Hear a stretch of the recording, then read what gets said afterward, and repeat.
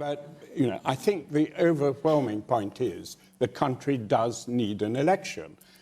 We have a government that has no majority. Only a few weeks ago, Jeremy Corbyn said, when a government loses its majority, the normal thing is to call an election. That is what he said. He's 5 times called for an election in the last year. So we have a government that hasn't got a majority. It can't do anything. It's requested an election. It's twice tried to get an election. It's been frustrated in having an election. It is very bad for the country to go on not having a government that can work. The 31st of October, I think, is a complete red herring.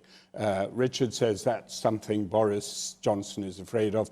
I'm sure he's quite content for an election to be held in which he can say, I tried my best to get to the 31st of October, but I couldn't manage it because... Well, he said he'd rather die in a ditch than go past the 31st of October. He's looking, I'm glad to say, in reasonably fine fettle. Yeah, but he's prepared to put it to an election, in which case he would die in the ditch. He's prepared, actually, to put it to the judgment of the people.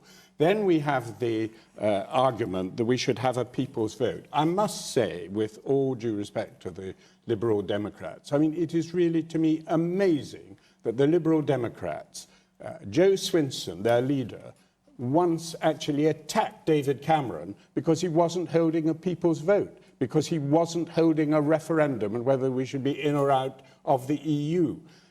And Paddy Ashdown, on the night of the referendum, said, you must obey the judgment of the British people. And he said it would be a terrible, terrible thing if we didn't observe the result of the referendum. And the Liberals have just stood on their heads and said, having fought an election in which we said, your verdict will be accepted, your judgment will be accepted, but we're not accepting it now. I mean, I think it is just really, really a most extraordinary betrayal of what people voted for. And as for the point about scrutiny, I really I'd urge everybody in the audience not to take that too seriously. We've essentially got a deal which is very similar to the deal that Theresa May put forward 3 times.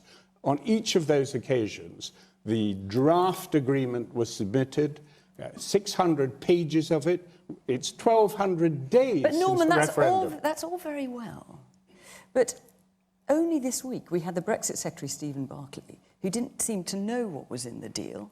I'm talking about the export declaration forms between Northern Ireland and Great Britain. First we said there wouldn't be any, and then he had to correct himself and say, yes, there will be such forms. And then only the following day, Boris Johnson said, no, there won't be such forms. Well, and then we found out there will be such forms. Actually, so if they're not quite sure about the deal, how can MPs manage to find out? Nobody is saying that there shouldn't be an opportunity in which things can be raised and things can be discussed. And the Maastricht Treaty, when you were in Cabinet, had 41 days. But this has been before the House of Commons before. And it's been again and again before the House of Commons. Look, you must remember that the actual deal that has been negotiated cannot be amended. All that can really be amended, because it is a treaty, all that can be amended is actually procedures relating to the House of Commons. The fact is the British people who voted for this have been betrayed. The voters who voted for this, 17.4 million, have been betrayed. And the only solution to that is actually, I think, now to put it to the people in an election, do you support a government that's actually going to try and honour the promise that was made to the British people? In the top.